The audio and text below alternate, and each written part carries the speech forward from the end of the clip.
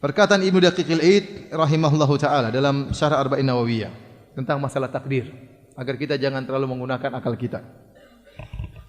Wa fi hadzal hadits itsbatul al-qadari kama huwa madhhabu ahli sunnah. Dalam hadis ini, itu hadis tentang masalah Ibnu Mas'ud, hadis Ibnu Mas'ud, inna ahadakum yujma'u khalquhu fi batni ummihi. Hadis keempat dalam Arba'in Nawawiyah. Dalam hadis ini ada penetapan takdir sebagaimana yang merupakan madhab ahli sunnah. Wa anna jami'al waqi'at biqada'illahi ta'ala wa qadarihi, dan semua yang terjadi di alam semesta itu sudah berada dalam takdir Allah dan ketetapan Allah, khairiha wa syarriha, seluruhnya, takdir yang baik maupun takdir yang buruk, naf'iha wa dharriha, yang bermanfaat maupun yang mudarat, semuanya sudah ditentukan oleh Allah Subhanahu wa taala. Qala Allah taala, Allah berkata, la yus'alu amma yaf'alu wa hum yus'alun, Allah tidak ditanya tentang apa yang dia lakukan dan mereka yang akan ditanya. Jadi enggak boleh orang tanya, kenapa Allah begini? Kenapa Allah ciptakan iblis? Coba kalau iblis tidak ada, kan kita masuk surga semua. Ya sudah, kenapa Allah ciptakan ente juga?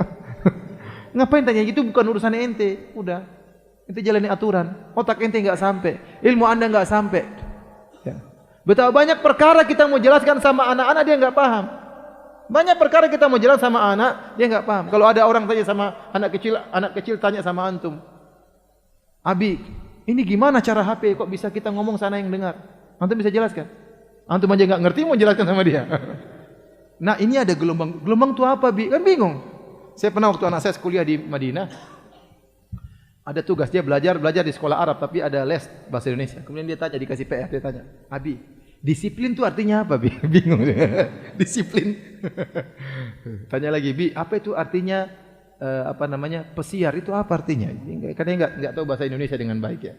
Apalagi kalau tanya, Bi, bagaimana cara HP bekerja? Kok saya ngomong di sini wajah saya kok kelihatan sama Umi di sana? Antum saja belum tentu bisa menjelaskan. Ya, antum bisa menjelaskan? Belum tentu. Coba saya tanya, gimana cara kalau kita video call muka kita di sini kelihatan di sana? Gimana caranya? Ada yang bisa jelaskan? Saya pernah tanya gini, ada yang jawab, saya tahu Ustaz. Gimana? Kalau ada pulsanya bisa Ustaz, kalau enggak ada enggak bisa. Otaknya sampai di situ mau diapain? Ya. Ada banyak perkara otak kita enggak masuk akal. Saya sering sampaikan tentang ruh saja otak kita enggak sampai. Yas'alunaka 'anir ruh, qul ruhu min amri rabbi. Mereka bertanya kepada engkau tentang ruh, katakanlah ruh itu urusan Allah. Kalau antum datangkan pakar fisika, pakar kimia, pakar biologi, 1000 pakar di alam semesta ini, suruh berbicara tentang ruh pasti ngawur semuanya. Kenapa ilmu mereka tidak sampai hakikat ruh terbuat dari unsur apa, bagaimana tempelnya dalam jasad, bagaimana keluar dari jasad, enggak ada yang tahu. Antum panggil seluruh pakar bicara tentang jin saja.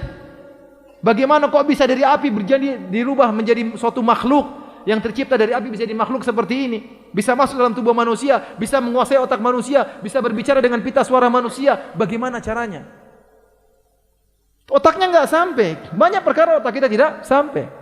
Terus Anda ingin berbicara tentang takdir, tentang kenapa Allah begini, kenapa Allah begitu, enggak sampai. Otak kita enggak sampai.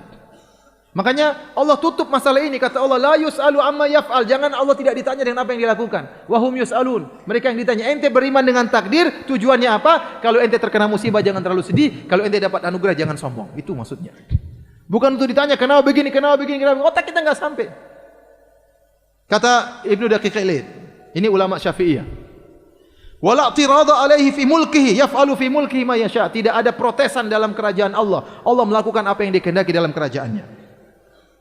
Qala al-Imam Sam'ani sabilu ma'rifati hadzal bab, kata Imam Sam'ani, cara mengetahui tentang permasalahan takdir at-taufiq minal kitab was sunnah duna mahdhil qiyas wa mujarradil uqul. Sekedar bertumbuh kepada Al-Qur'an dan sunnah, tidak boleh pakai analogi, tidak boleh pakai akal, mengakal-akali, menganalogikan.